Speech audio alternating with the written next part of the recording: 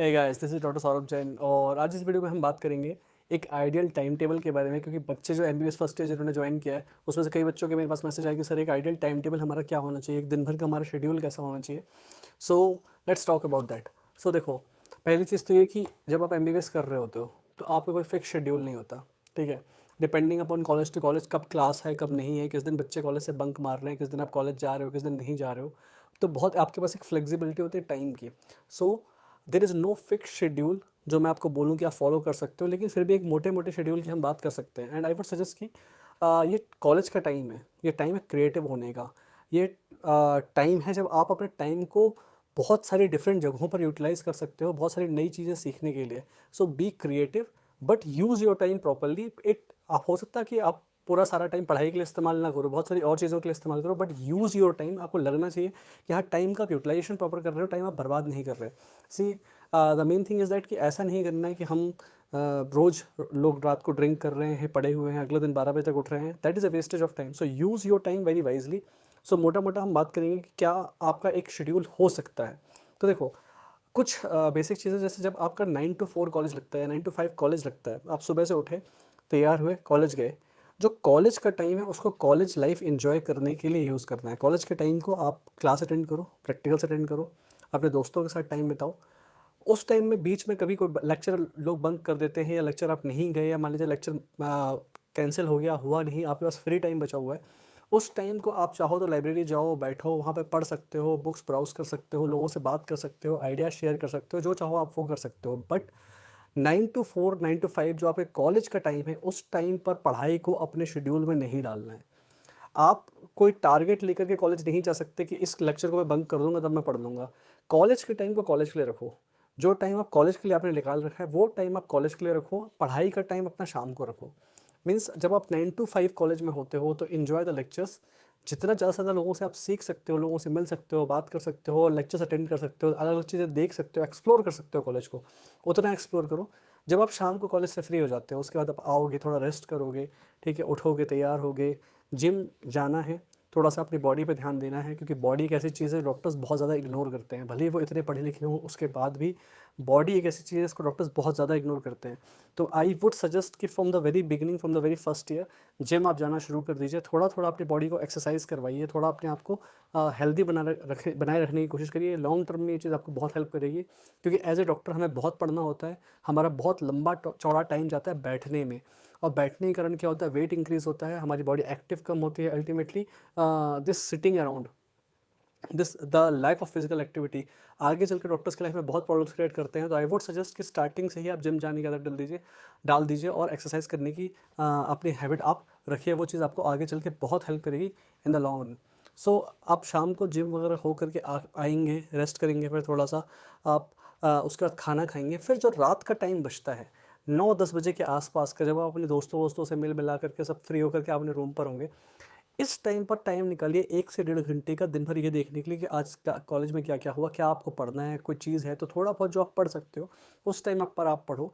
और रात को 11-12 बजे तक आप सो जाओ, ताकि अगले दिन एक फ्रेश माइंड में फिर से कॉलेज जा सको। यह आपका मोटा मोटा शेड्यूल होना चाहिए। रोज़ आपका शाम के टाइम पर 1-1.5 घंटे का टाइम ड्यूरेशन आपको देना है पढ़ाई के लिए। अब किसी की बर्थडे पार्टी आ गई, कुछ और हो गया, कुछ और इवेंट है, कहीं और जाना है, मूवी चले गए दोस्तों के साथ, आपकी उस दिन पढ़ाई नहीं हो पाई, कोई प्रॉब्लम नहीं। बट आपको बहुत ज़्यादा स्ट्रेस लेकर के अभी पढ़ाई का अपने अपने सर पर लोड नहीं लेना है। अब से फॉर एग्जांपल आप ये जो आपका पढ़ाई अगर किसी दिन छूट जाती है आपकी, वो आप कवर कब करोगे? उसके लिए होते हैं हमारे पास सैटरडे एंड संडेज़। जिस दिन भी आपको छुट्टी मिली, उस दिन सुबह से उठ करके पहले ही अपना डिसाइड कर लो कि आज मुझे 3-4 घंटे का टाइम देना है, पढ़ाई खत्म करनी है, उसके बाद ही मैं किसी और काम में लगूंगा। मतलब जो आपके वीकेंड्स होते हैं उनको आप प्रॉपर्ली यूटिलाइज करिए, एक बार में प्रॉपर बैठ करके अपना काम सारा निपटाने के लिए। क्योंकि आपको पता है कि वीक डेज में कुछ ना कुछ चीज़ें आती रहती है, क्योंकि कॉलेज में कोई बहुत फिक्स चीज़ें नहीं होती, कुछ ना कुछ चीज़ें चलती ही रहती है। सो enjoy your life, but Saturday and Sundays को, या मान लीजिए कॉलेज अगर आपको लगता है लंबे टाइम के लिए, तो संडेज़ का टाइम जो होता है, संडे के दिन सुबह से उठने के बाद 3 से 4 घंटे का टाइम एक बार लग करके पढ़ाई के लिए दे दो, जितनी रिक्वायरमेंट है, and you are free for that day.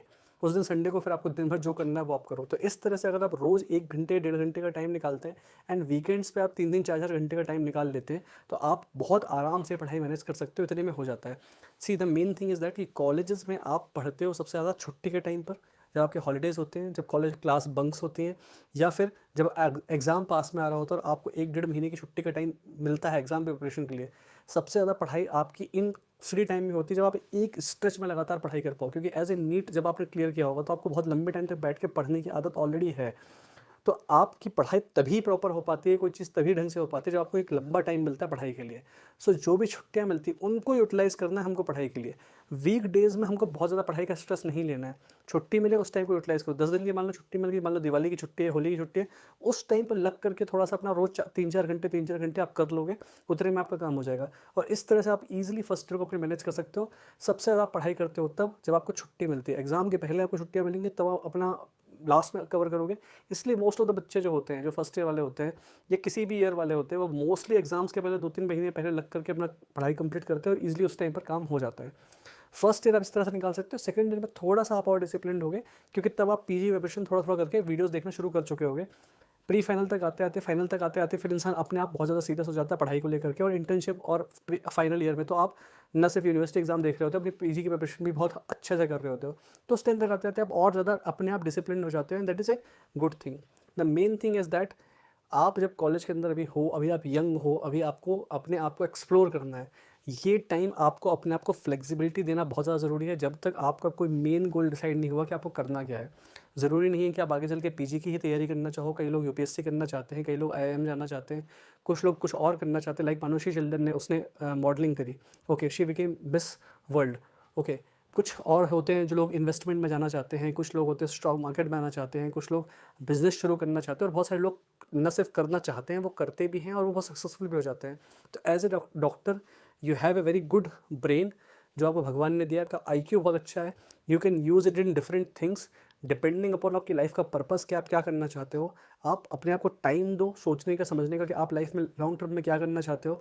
और जैसे जैसे आप अपने गोल की तरफ बढ़ते जाओगे, जो भी आप फाइनली डिसाइड करते हो कि जो आपको करना है, जैसे जैसे आप उस गोल की तरफ जाते जाओगे, आपका वो गोल मेन होता जाएगा कॉलेज, आपकी यूनिवर्सिटी एग्जाम, ये धीरे धीरे करके बैकग्राउंड में जाते जाएंगे। आप केवल उसको मेंटेनेंस डोज में रखोगे इतना कि आप पास हो जाओ इन एग्जामों में, और आप अपना मेन फोकस करने लगोगे अपने मेन गोल पे। सो आई वांट कि आप फ्रीली थोड़ा सा अपने टाइम को यूज़ करो। आप अपनी क्रिएटिविटी को बढ़ाओ, दुनिया की और 10 चीज़ों को एक्सप्लोर करो इस टाइम पे, शुरू के 2-3 साल जो अभी आपको एमबीबीएस के मिले हैं, जब आप थोड़ा सा फ्री हो, ताकि आप ये समझ सको कि आप और क्या क्या करने में कैपेबल हो, और आप अपने सारे टैलेंट को जो भी आपके पास है उसको प्रॉपर्ली यूटिलाइज कर पाओ, और ना सिर्फ आपका दिमाग पूरे टाइम पढ़ाई में लगा रहे। So your main goal should be कि आपकी कॉलेज की अटेंडेंस भी मेंटेन हो जाए, पढ़ाई भी हो जाए, लेकिन आप अपनी जो डिफरेंट फील्ड्स ऑफ लाइफ है, चाहे वो बिजनेस हो, चाहे वो स्टॉक मार्केट हो, चाहे वो फाइनेंस हो, चाहे रिलेशनशिप्स हो, जो भी हो, आप जो एक्सप्लोर करना चाहते हो उसको आप करो, and you become a all rounder, एक ऑल राउंड ह्यूमन बींग आप बन पाओ, and you enjoy your life in the process well doing your MBBS. So I think कि आपको मोटा मोटा समझ में आ गया होगा कि what I am trying to say. Still if you want to understand anything, you can directly message me on Telegram, और you can join my live session, और यू कैन ज्वाइन, आप फर्स्ट ईयर, आप अगर आप MBBS वाले हो तो आप मेरे टेलीग्राम ग्रुप को ज्वाइन कर लीजिए, जहाँ पे मैं गूगल मीट अलग से करता हूँ एमबीबीएस वाले बच्चों के लिए, and there we can have a conversation and I will answer your questions. So thank you.